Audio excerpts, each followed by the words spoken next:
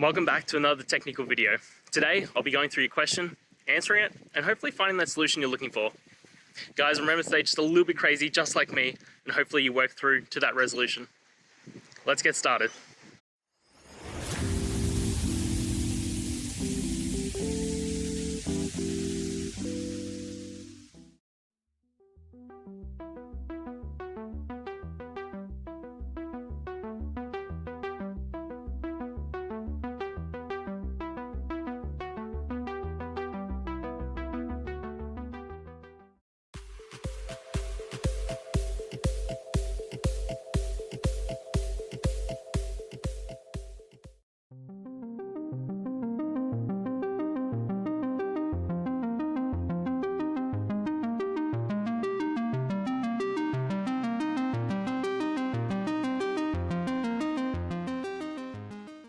And that's it, guys. I hope we found the solution you're looking for. And look, if we did, please hit the subscribe button. I'd really appreciate it.